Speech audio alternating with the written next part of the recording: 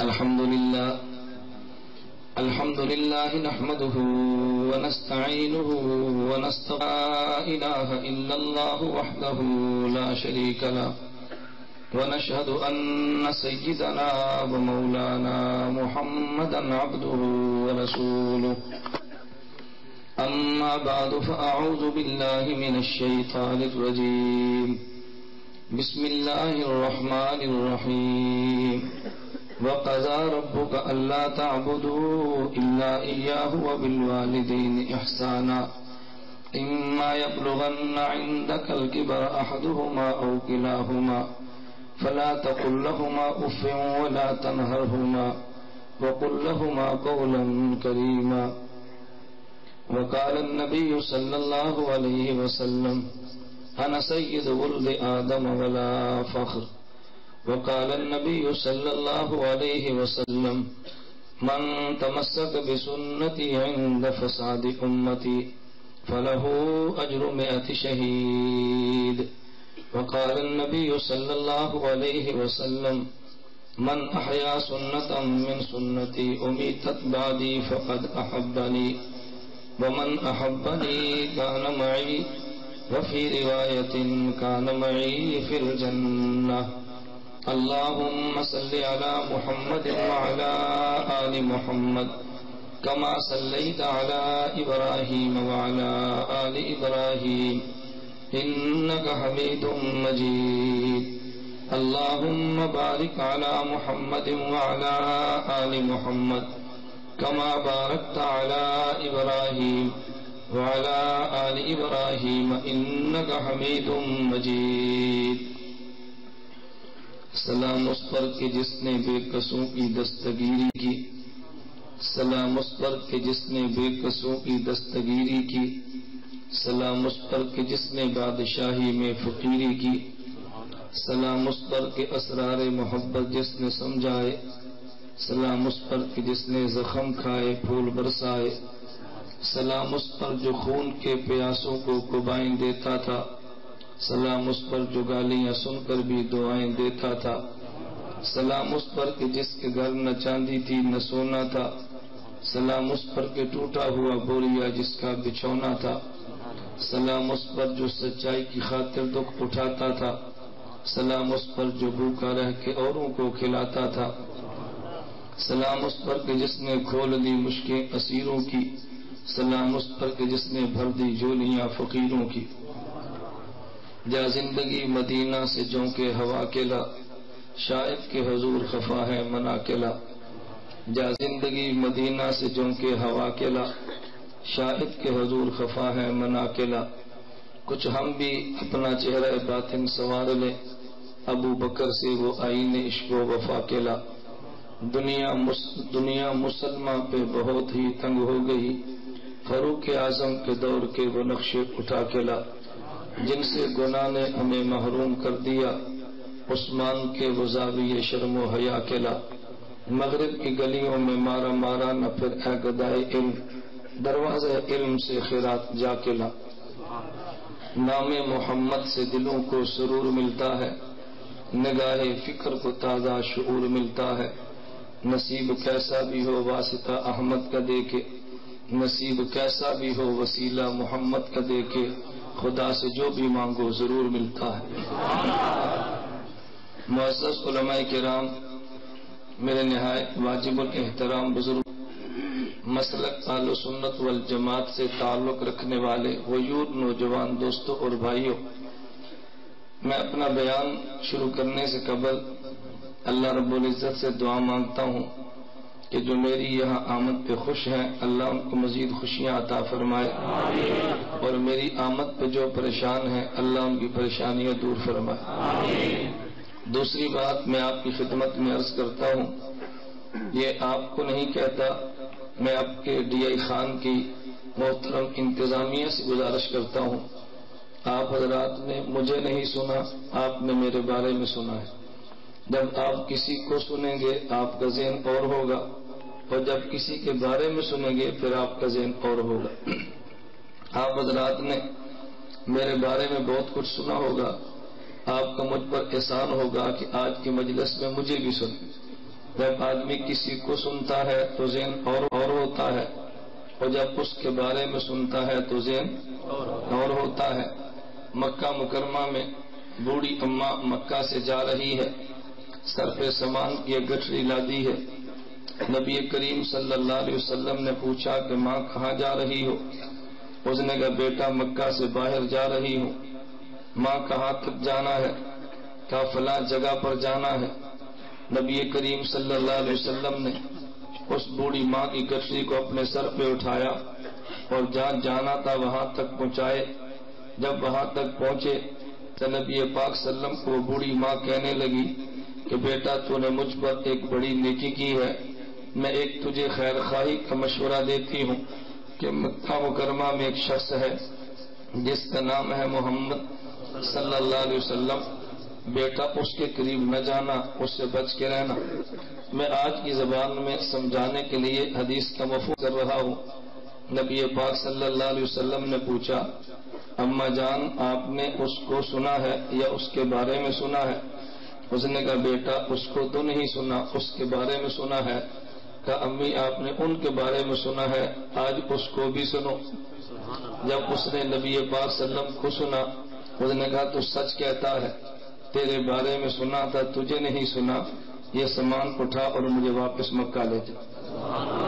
حضرت امام اعظم ابو حنیفہ نعمان بن ثابت رحمۃ اللہ علیہ کوفہ سے مکہ مکرمہ پہنچے، امام باقر کو سلام کیا، انہوں نے اچھے انداز میں جواب نہیں دیا۔ امام ابو حنیفہ رحمۃ اللہ علیہ نے پوچھا حضرت میں نے سلام کیا لیکن لگتا یوں ہے کہ آپ کچھ ناراض ہیں۔ فرمایا ابو حنیفہ تیرے بارے میں سنا ہے کہ تو قیاس کو لے لیتا ہے، حدیث کو چھوڑ دیتا ہے، جیسے ہمارے بارے میں سنا ہے قرآن کو چھوڑ دیتے ہیں، احادیث کو لے لیتے ہیں، حدیثیں چھوڑ دیتے ہیں، بزرگوں کو لے لیتے ہیں۔ انہوں نے کہا ہم نے آپ کے بارے میں سنا ہے کہ دیکھو تم قرآن حدیث کو چھوڑ دیتے ہو اور قیاس کو لے لیتے ہو۔ امام ابو حنیفہ رحمۃ اللہ علیہ نے پوچھا میں سمجھانے کے لیے کہتا ہوں حضرت آپ نے مجھے سنا ہے یا میرے بارے میں سنا ہے؟ فرمایا تجھے تو نہیں سنا، تیرے بارے میں سنا ہے۔ امام ابو حنیفہ نے فرمایا چلیں آپ نے میرے بارے میں سنا، آج مجھے بھی سن لیں۔ اچھا ابو حنیفہ تو بتا۔ فرمایا حضرت امام میرا ایک سوال ہے، نماز اہم ہے یا روزہ؟ فرمایا نماز اہم ہے۔ جب ماہواری کی عورت کے دن ہوتے ہیں نماز بھی نہیں پڑھتی، روزہ بھی نہیں رکھتی، بعد میں قضا نماز کی کرے یا روزے کی؟ امام باقر فرمانے لگے کہ وہ روزے کی قضا کرے۔ فرمایا میں قیاس کہتا ہے کہ روزے کی قضا نہ کرے، نماز کی کرے، نماز اہم ہے، لیکن میں نے قیاس کو چھوڑ دیا آپ کے نانے کے فرمانے کی وجہ سے۔ انہوں نے کہا میرا دوسرا سوال یہ ہے آپ مجھے بتائیں ایک طرف پیشاب ہے اور ایک طرف مادہ منویہ ہے، ان میں زیادہ نجس اور ناپاک کون ہے؟ فرمانے لگے پیشاب ہے۔ امام صاحب فرمانے لگے پھر میرا قیاس کہتا ہے پیشاب کی وجہ سے غسل ہونا چاہیے اور اس کی وجہ سے وضو ہونا چاہیے، لیکن میں نے قیاس چھوڑ دیا آپ کے نانے کے فرمان کی وجہ سے۔ میرا آپ سے تیسرا سوال یہ ہے عورت کمزور ہے یا مرد؟ فرمایا عورت کمزور ہے، مرد طاقت والا ہے۔ تو جب باپ مر جائے بیٹی اور بیٹے کو چھوڑ کے جائے تو پھر قیاس کہتا ہے عورت کو وراثت 2 گنا ملے، کمزور جو ہوئی، مرد کو 1 گنا ملے، طاقت والا جو ہوا، لیکن میں نے قیاس کو چھوڑا آپ کے نانے کی حدیث کی وجہ سے۔ امام باقر اٹھے، امام ابو حنیفہ کا ماتھا چوم لیا، فرمایا نعمان تو سچ کہتا ہے، میں نے تیرے بارے میں سنا تھا تجھے نہیں سنا تھا، میں نے تیرے بارے میں سنا تھا تجھے نہیں سنا تھا۔ میں بھی کہتا ہوں کہ ڈی اے خان والوں آپ نے میرے بارے میں سنا ہے، کبھی مجھے تو سنو، مجھے سننے کے بعد تو گلا رہ جو تمہارا گلا بجا ہے، گالیاں نہ دو، اس طرح شفقت فرماؤ۔ آپ گالیاں دو گے تب بھی میں جواب گالی سے نہیں دوں گا، آپ برے الفاظ میں یاد کرو گے، میں یوں یاد نہیں کروں گا۔ میرا تعلق اکابر علماء دیوبند کے ساتھ ہے، دیکھیں جو ہمیں اکابر نے پڑھایا ہے اسی یاد کیے ہوئے سبق کو ہم نے آپ کو سنانا ہے، کوئی نئی بات تو میں نے پیش نہیں کرنی۔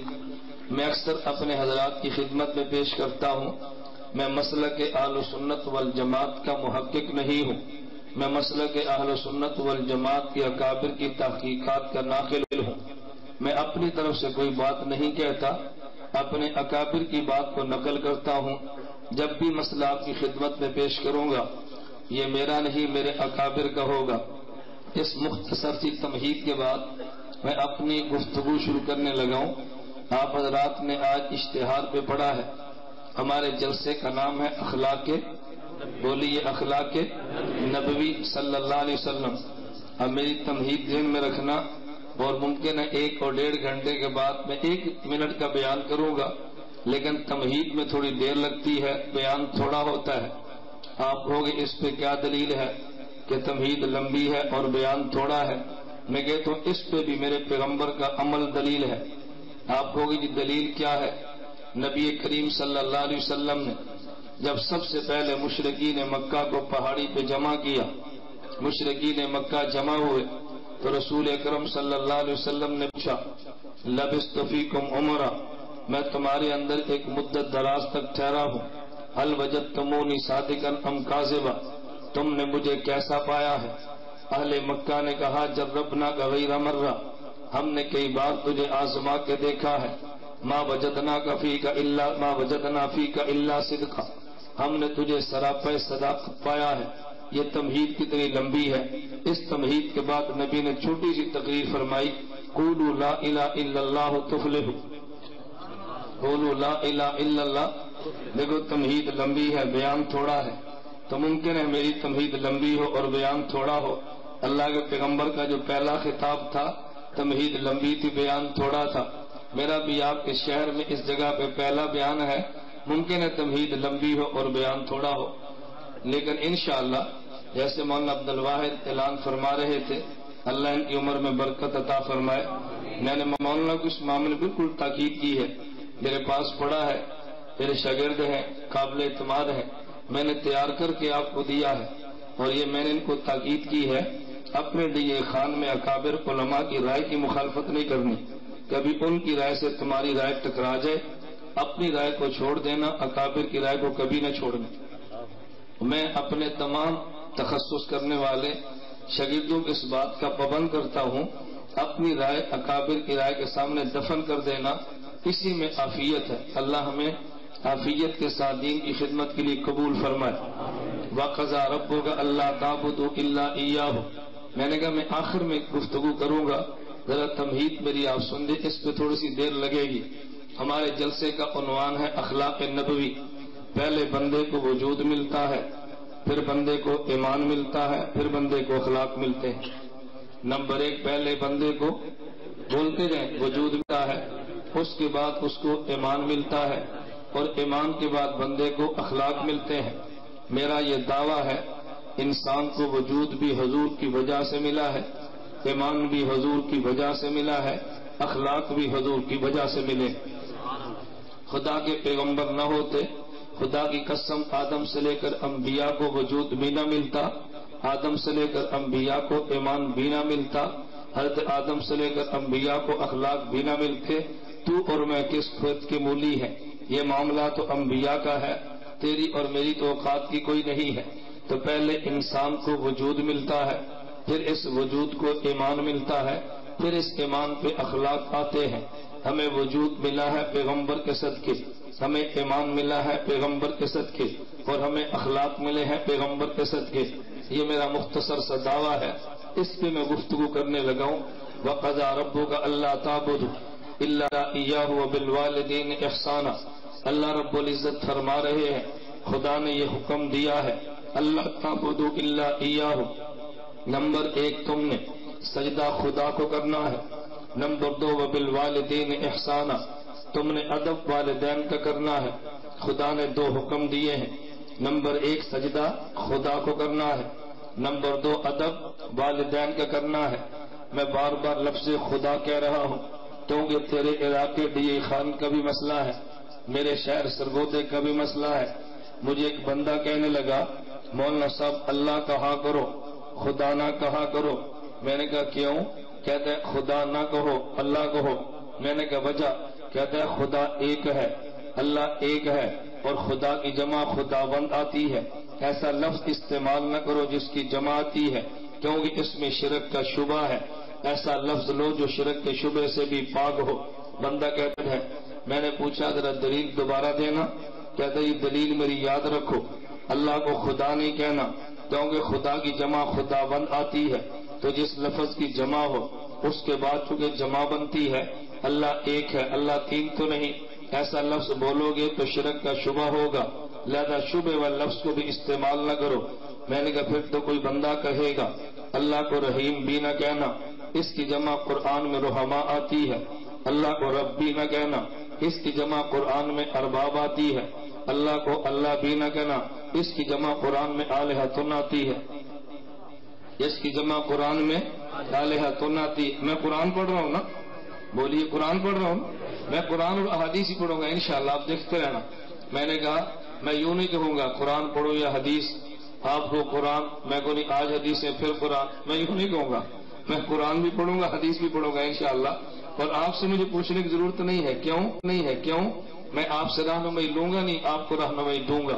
میں آپ سے سبق پڑھنے کے لیے نہیں، سبق پڑھانے کے لیے آیا ہوں، تو جو آدمی پڑھانے کے اس کو پڑھانے کا خیال کرنا چاہیے نا۔ میری بات سمجھ آ رہی ہے؟ جو باتیں میں کہوں گا آپ کو سمجھ آئے گی انشاءاللہ ثم انشاءاللہ۔ میں بات یہ سمجھا رہا تھا، توجہ، اب ایک بات کو سمجھنا، کہا جی لفظ خدا نہ کہنا، دلیل ذہن میں آ گئی، کیونکہ خدا کی جمع، میں نے کہا پھر رحیم بھی نہ کہنا، جمع رحم آتی ہے، رب بھی نہ کہنا، جمع ارباب آتی ہے، اللہ بھی نہ کہنا، جمع الہۃ آتی ہے۔ کہتا ہے نہیں خدا نہ کہنا، میں نے کہا کیوں، کوئی نئی دلیل ذہن میں آ گئی؟ اس نے کہا جی ایک اور بات بھی ہے، میں نے کہا وہ کون سی؟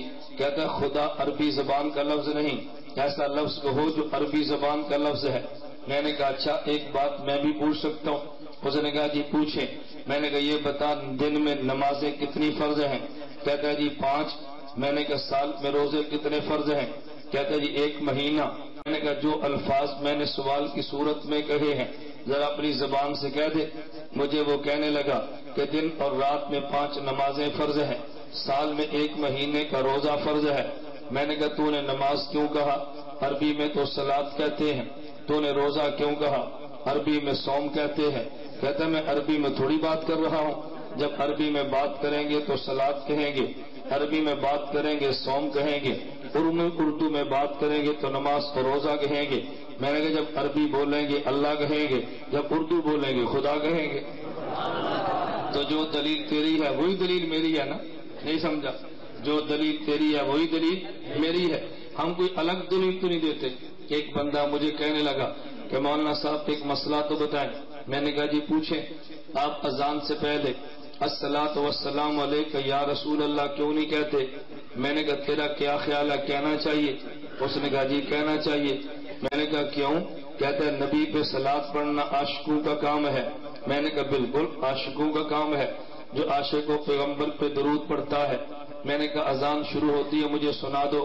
کہتا ہے جی اللہ اکبر 2 بار کہا، اشہد اللہ الہ الا اللہ 2 بار کہا، اشہد ان محمد رسول اللہ 2 بار کہا، حی علی الصلاۃ 2 بار کہا، حی علی الفلاح 2 بار کہا، اللہ اکبر لا الہ الا اللہ۔ میں نے کہا آگے کہو محمد الرسول اللہ۔ کہتا ہے کیوں؟ میں نے کہا جو نبی کا عاشق ہو وہ تو نبی کا نام بھی لیتا ہے، کہو نا محمد لا الہ الا اللہ محمد الرسول اللہ۔ کہتا ہے اس کو میں نہیں کہہ سکتا۔ میں نے کہا تو عاشق پیغمبر نہیں ہے؟ کہتا ہے جی عاشق پیغمبر ہو۔ میں نے کہا جو عاشق ہو نبی کا نام لیتا ہے، اذان کے آخر میں کہہ دے لا الہ الا اللہ محمد الرسول اللہ۔ کہتا ہے نہیں میں نہیں کہتا۔ میں نے کہا کیوں نہیں کہتا؟ کہتے اس لیے کہ جو اذان بلال نے دی ہے اس کے آخر میں محمد الرسول اللہ نہیں تھا۔ تو میں نے کہا جو اذان بلال نے دی ہے اس کے شروع میں الصلاۃ والسلام علیک یا رسول اللہ بھی نہیں تھا۔ اگر تو محمد الرسول اللہ نہ کہے تو عاشق رہتا ہے۔ میں شروع میں صلاۃ نہ پڑھوں میں گستاخ کیوں بنتا ہوں؟ پہلے پیغمبر کا نام آتا ہے پھر نام پہ درود آتا ہے۔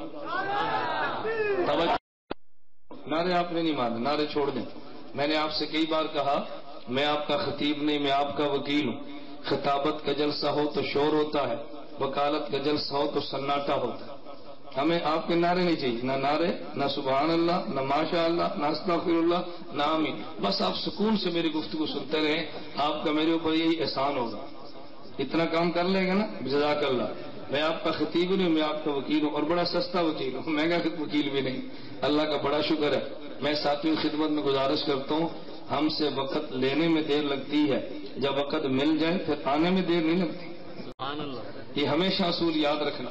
کبھی کو مجھ سے تاریخ لے لے اور پھر کوئی آپ کو کہ نہیں آئے گا، کہنا نا یہ نہیں ہو سکتا. اس نے تاریخ دی ہے تو آئے گا. اللہ یہ کہ میزبان کہہ دے نہ آنا تو پھر تو میں نے نہیں آنا، لیکن میزبان کہہ دے آنا تو پھر ہم نے آنا انشاءاللہ ثم انشاءاللہ. توجہ رکھنا.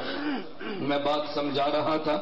وَقَضَىٰ رَبُّكَ أَلَّا، بولیے نا وَقَضَىٰ رَبُّكَ أَلَّا تَعْبُدُوا إِلَّا إِيَّاهُ. میں نے سارے مضامین ساتھ صاف کرنے ہیں. وَقَضَىٰ رَبُّكَ أَلَّا تَعْبُدُوا إِلَّا إِيَّاهُ. اللہ پاک نے حکم دیا ہے اللہ تعبدوا إِلَّا إِيَّاهُ. نمبر 1 تم نے سجدہ خدا کو کرنا ہے. نمبر 2 تم نے ادب والدین کا کرنا ہے.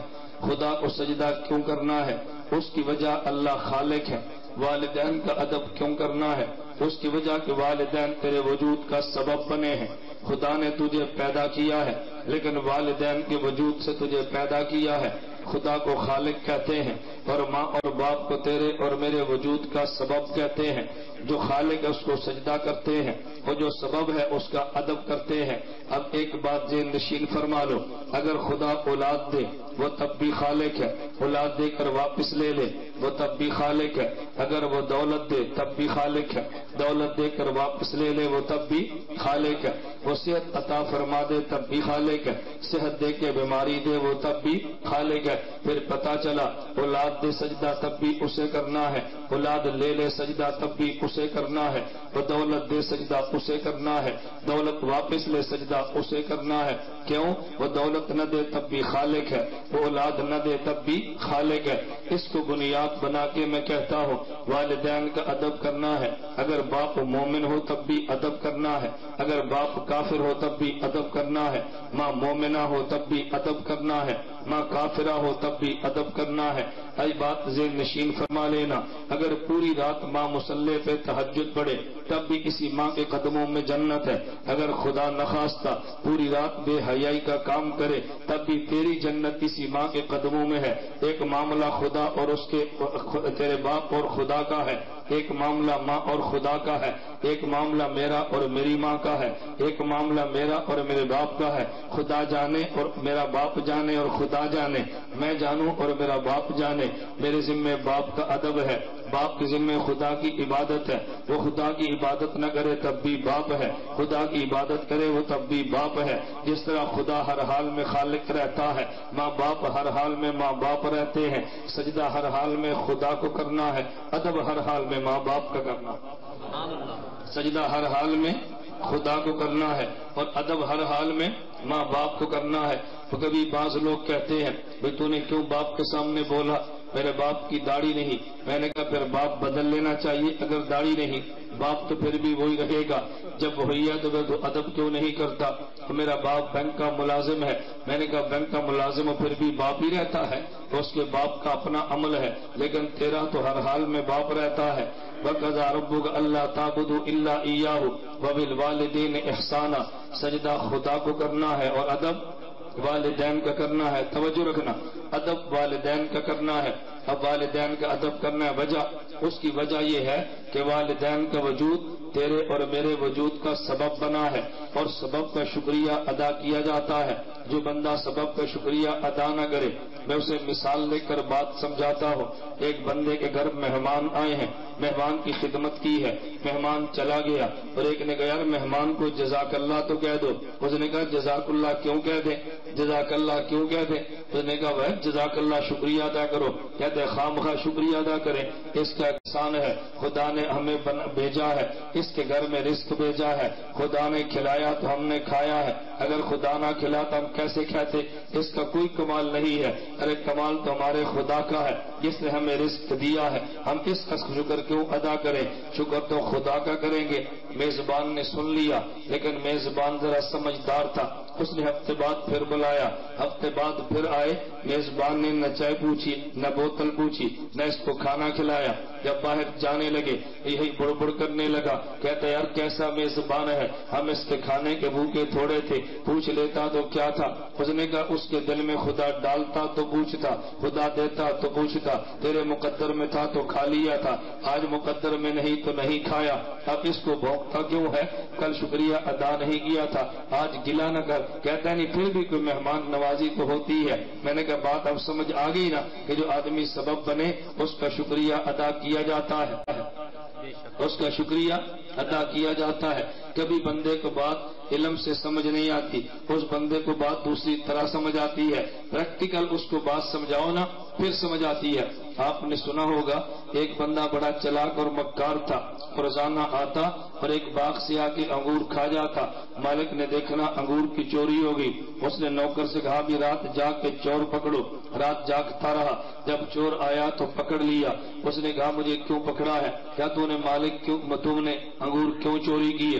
اس نے کہا میں نے تھوڑے چوری کیے، خدا نے میرے مقدر میں لکھے تھے، میں نے کھا لیا، میں تو بے قصور ہوں، میرا تو قصور ہی کوئی نہیں، خدا نہ بھیجتا نہ کھاتا، خدا نے بھیجا تو میں نے کھایا ہے۔ یہ چوکیدار ان پڑھ تھا، خدا ترس آدمی تھا، اس نے چھوڑ دیا۔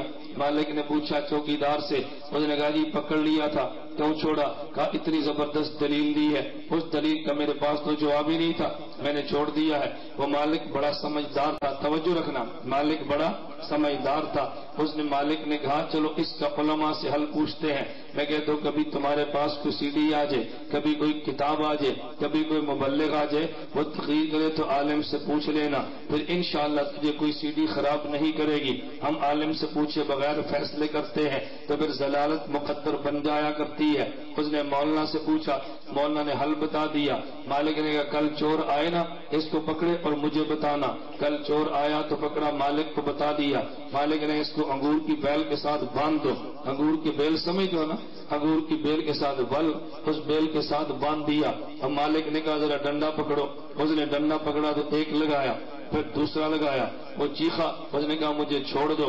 اس نے کہا کیوں چھوڑے؟ اس نے کہا آئندہ نہیں آؤں گا۔ اس نے کہا خدا ہی نے انگور کھلائے ہیں، خدا ہی نے ڈنڈے مروائے ہیں، جب تک انگور کھائے کھلائے انگور کھانا، اور جب تک ڈنڈے مروائے ڈنڈے کھانا۔ ہمارا تو کوئی قصور نہیں ہے، نہ تیرا قصور نہ ہمارا قصور۔ انہوں نے کہا جی مجھے سمجھ آ گئی ہے، آئندہ نہیں آؤں گا، مجھے سمجھ آ گئی۔ تو کبھی تقدیر کا مسئلہ بندے کو یوں سمجھ آتا ہے، توجہ رکھنا۔ وَقَضَىٰ رَبُّكَ أَلَّا تَعْبُدُوا إِلَّا إِيَّاهُ وَبِالْوَالِدَيْنِ إِحْسَانًا۔ خدا نے حکم دیا کہ سجدہ تم نے خدا کو کرنا ہے اور ادب تم نے والدین کا کرنا ہے۔ سجدہ خدا کو ہے، ادب والدین کا ہے۔ اب میں ایک سوال اٹھانے لگا ہوں، یہ جو میرے سوالات آئیں گے نا ان میں آپ آخر میں مضمون تک لے کر جانا ہے۔ سوال کیا اٹھایا؟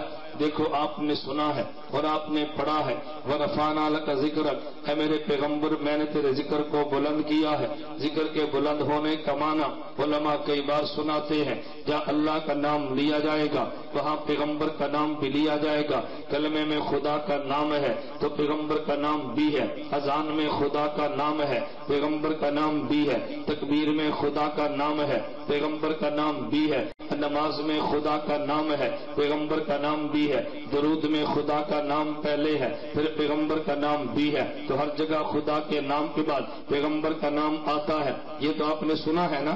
اب میں سوال اٹھانے لگا، وَقَضَىٰ رَبُّكَ أَلَّا تَعْبُدُوا إِلَّا إِيَّاهُ وَبِالْوَالِدَيْنِ إِحْسَانًا۔ یا خدا کا نام تو ہے لیکن پیغمبر کا نام تو نہیں ہے، بلکہ پیغمبر کے بعد نام تو والدین کا ہے۔ تو ہم یہ جو سنا کرتے تھے ہر جگہ خدا کے بعد نبی کا نام آتا ہے، یا خدا کے بعد نبی کا تذکرہ کیوں نہیں ہے؟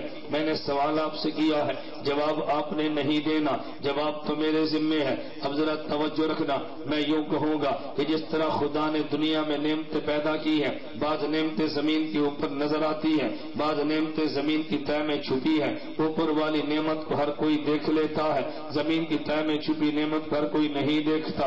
اوپر والی نعمت بھی ہوتی ہے، زمین کی تہہ میں نعمت بھی ہوتی ہے، اوپر والی نعمت عموماً کم قیمت کی ہوتی ہے، زمین کی تہ میں چھپی ہوئی نعمت قیمت زیادہ ہوتی ہے۔ اوپر دیکھو تو باغ اور بوٹے گندم نظر آتے ہیں، زمین میں دیکھو تو سونا اور چاندی نظر آتا ہے، پٹرول اور گیس نظر آتا ہے۔ اوپر کی نعمت کو ہر کوئی لے لیتا ہے، زمین میں چھپی نعمت کے لیے ماہر چاہیے۔ کچھ مسئلے قرآن کی سطح پہ نظر آتے ہیں، کچھ مسئلے قرآن کی تہ میں چھپے ہوتے ہیں۔ جو مسئلہ قرآن کی سطح پر ہو ہر کوئی دیکھ لیتا ہے، تو جو قرآن کی تہ میں ہو وہ ہر کوئی نہیں دیکھتا، ماہر اس کو نکال کے دے دیتا ہے۔ میں کہتا ہوں تذکرہ خدا کے بعد خدا کے نبی کا بھی ہے، لیکن آیت کے اوپر نہیں تھا۔ خدا کے نبی کا تذکرہ آیت کے اندر ہے، تو کہے گا اندر کیسے ہے؟ میں نے پہلے ایک تمہید باندھی اس مسئلے کو سمجھانے کے لیے، پھر ایک تمہید باندھوں گا اگلے مسئلے کو سمجھانے کے لیے۔ میں نے کہا سجدہ خدا کو کرنا ہے کیونکہ اللہ خالق ہے، ادب والدین کا کرنا ہے کیونکہ والدین پیغمبر، والدین ہمارے وجود کا سبب ہے۔ اب ذرا بات کو سمجھنا، میں قرآن کریم پڑھ کے اور ساتھ حدیث پیغمبر پڑھ کے شرح کرتا ہوں۔ قرآن کریم اٹھا کے دیکھ لے، اللہ قرآن کریم میں فرماتے ہیں وَالَّذِي خَلَقَ لَكُم مَّا فِي الْأَرْضِ جَمِيعًا، میں نے زمین میں جتنی نعمتیں ہیں اے بندو تمہارے لیے بنائی ہے، یہ ساری نعمتیں تیرے لیے ہے۔ خدا نے زمین میں نعمتوں کو بنایا، اس کی وجہ تو اور میں ہے۔ اگر خدا نے انسان کو پیدا نہ کرنا ہوتا، خدا زمین کی نعمتیں بناتا ہی نہ۔ جب انسان کے وجود کو خدا ختم کرنے کا فیصلہ فرما دیں گے، کائنات کا پورا نظام بھی اللہ تہس نہس فرما دیں گے۔ قرآن کریم میں ہے وَلَوْ يُؤَاخِذُ اللَّهُ النَّاسَ بِمَا كَسَبُوا، اگر اللہ انسان کے ظلم کی وجہ سے انسان پہ عذاب دینا چاہے، خدا زمین پہ جانور کو نہیں رہنے دیتے، جانور کو ختم کر دیتے ہیں۔ ایک بندہ مجھے کہنے لگا کہ مولانا یہ بات سمجھ نہیں آتی، ظلم انسان نے کیا ہے، خدا نے جانور کو کیوں برباد کیا ہے؟ میں نے کہا جانور تو انسان کے لیے تھا، جب انسان نہیں رہنا تو جانور کے رکھنے کا فائدہ کیا ہے؟ عقل اپنے اندر نہیں ہے، اعتراض قرآن پہ کرتے ہو، لیکن ایک بات ذہن نشین فرما لے، جب بھی اعتراض قرآن پہ ہوگا جواب دیوبند والوں نے دیا ہے، اعتراض حدیث پہ ہوگا جواب دیوبند والوں نے دیا ہے، تو جب دیوبند والوں پر اعتراض ہوتا ہے جواب قرآن دیتا ہے، اعتراض دیوبند والوں پہ ہوتا ہے تو جواب حدیث پیغمبر میں مل جاتا ہے۔ قرآن پہ اعتراض ہے جواب دیوبند والے دیتے ہیں، دیوبند والوں پر اعتراض ہے جواب قرآن سے ملتا ہے، جواب قرآن سے ملتا ہے۔ میں اس کی صرف دو مثالیں دیتا ہوں، ایک قرآن کی اور ایک حدیث کی۔ مجھے ایک بندہ کہنے لگا مولانا صاحب ہم نے حضرت شیخ مولانا زکریا رحمت اللہ علیہ کی فضائل حج پڑھی ہے، اس میں تو کفر لکھا تھا، ہم نے فضائل حج کو چھوڑ دیا ہے۔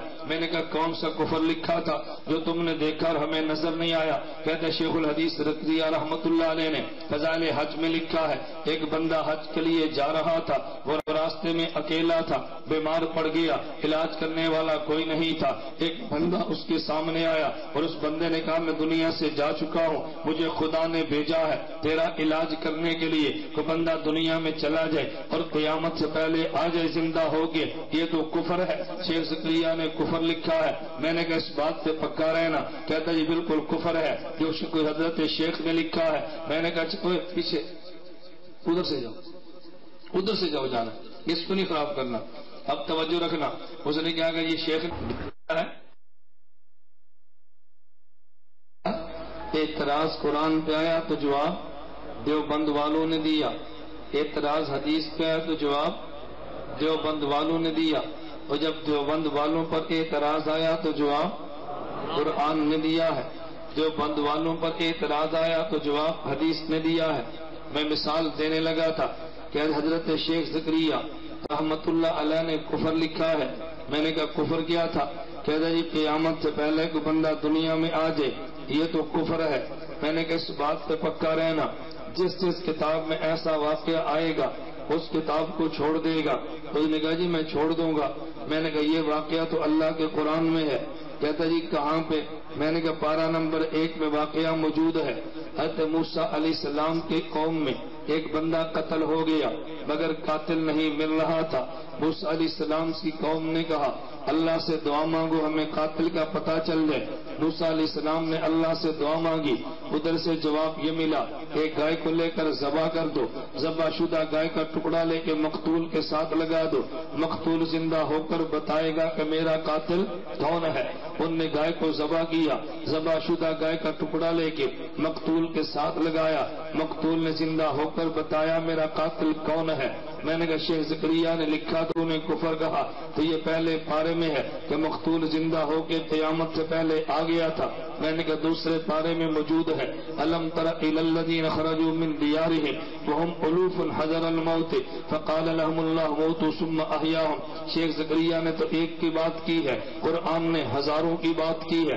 اللہ نے ہزاروں کو موت دے دی ہے، پھر قیامت سے پہلے زندہ کر کے دنیا میں لے آئے۔ تو کہہ دے یہ بات بھی کفر ہے۔ پارہ نمبر 3 میں دیکھ لو او کالذی مر علی قریۃ وہی خاویۃ علی عروشها وہی خاویۃ علی عروشها۔ قرآن نے نام نہیں دیا۔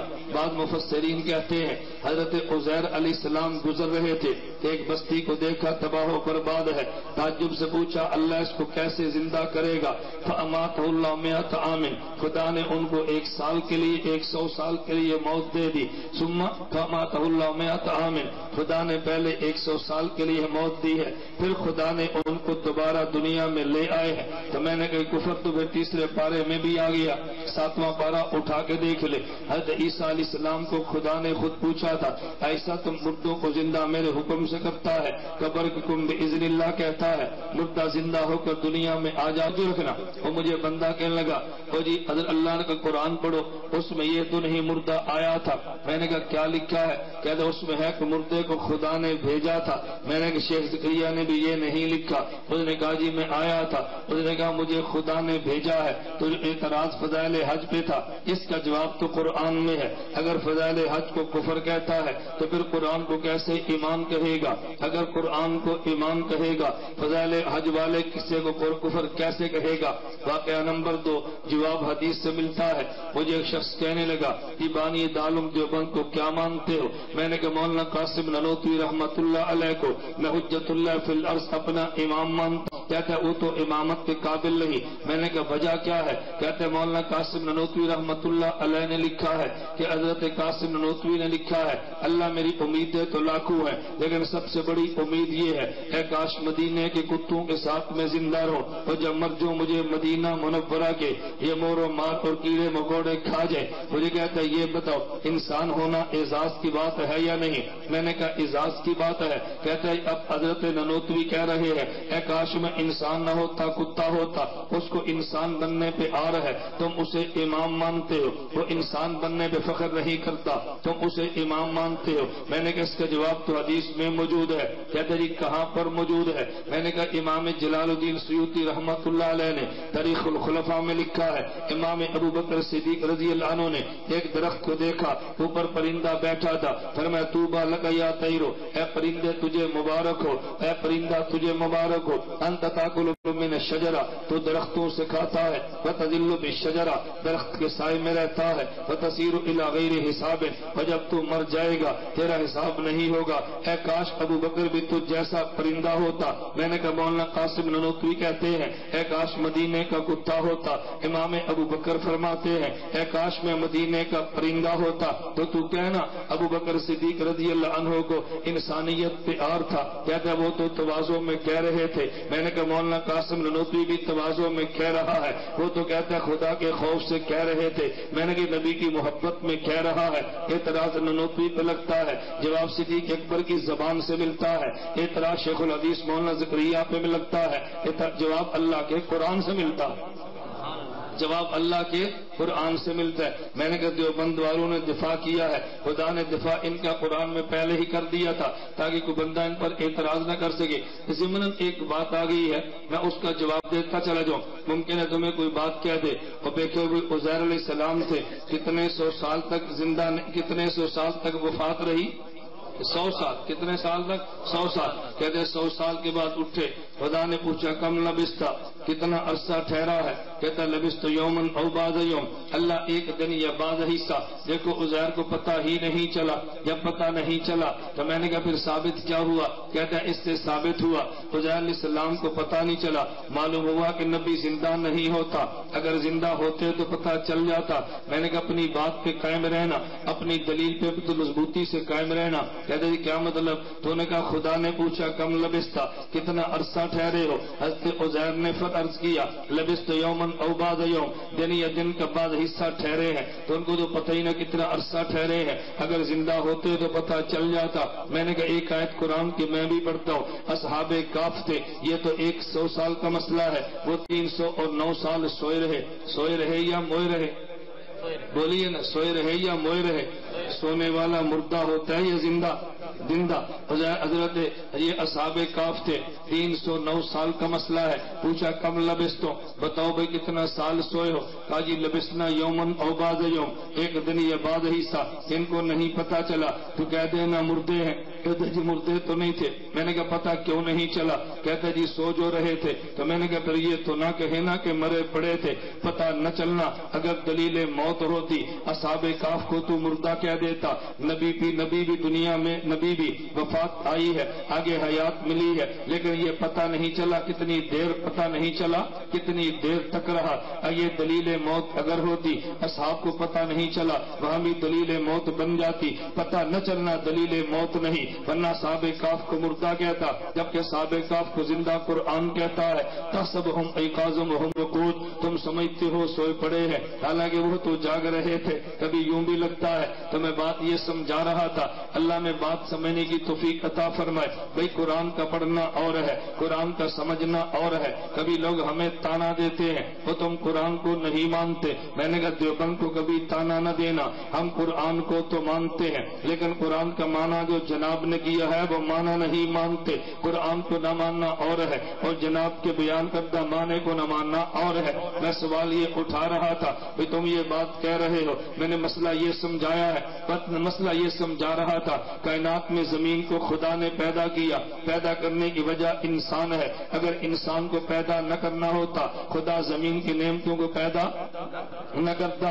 اب انسان کو پیدا کیا تو زمین کی نعمتیں پیدا کی ہے، لیکن اس انسان کو وجود کیوں ملا ہے؟ میں کہتا ہوں جی میرے اور ماں اور باپ کو جو وجود تھا ان کے ملاپ سے ہمیں وجود ملا ہے. لیکن اگر کوئی بندہ پوچھے کوئی ماں اور باپ کو وجود کیوں ملا ہے، تو کہے گا حضرت آدم کو وجود جو ملا تھا آدم کی وجہ سے انہیں وجود ملا ہے. پھر بندہ فوراً کہے گا اچھا بھی حضرت آدم کو وجود کیوں ملا ہے؟ یہ حدیث مستدرک علی الصحیحین میں موجود ہے. مستدرک علی الصحیحین کتاب کون سی ہے؟ ذرا کتاب بھی ذہن نشین فرما لو، کتاب کون سی ہے؟ امام بخاری نے صحیح بخاری لکھی ہے، امام مسلم نے صحیح مسلم لکھی ہے. وہ حدیثیں جو امام بخاری کی شرطوں کے مطابق تھی بخاری میں نہیں آئی، وہ امام حاکم لائے ہیں. صحیح مسلم میں حدیثیں نہیں تھی لیکن مسلم کی شرطوں کے مطابق تھی، اس کو امام مسلم کی شرطوں کے مطابق حدیثیں رہ گئی، اس کو امام حاکم لائے ہیں. کتاب کا نام مستدرک علی الصحیحین لکھا ہے، اسے مستدرک حاکم بھی کہتے ہیں.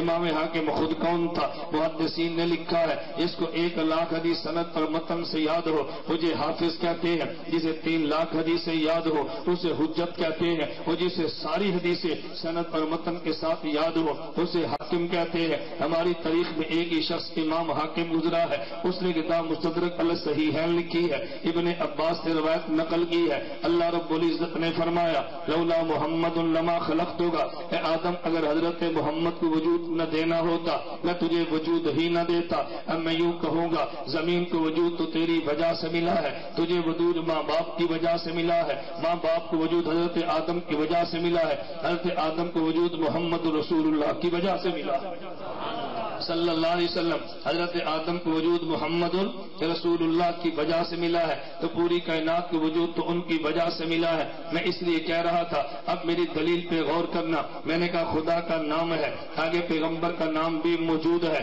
لیکن وہ قرآن کی سطح پہ نہیں تھا، قرآن کی تہ میں تھا. ہم نے والدین کا ادب کرنا ہے، ان کی وجہ سے ہمیں وجود ملا ہے، تو سب سے بڑھ کے ادب حضرت محمد الرسول اللہ کا کرنا ہے، ان کی وجہ سے وجود پوری کائنات کو ملا ہے. تذکرہ تو موجود تھا لیکن اوپر نہیں تھا، قرآن کی تہ میں تھا. اب تہ سے نکالنا ماہر کا کام ہے اور انکار کر دینا غبی کا کام ہے.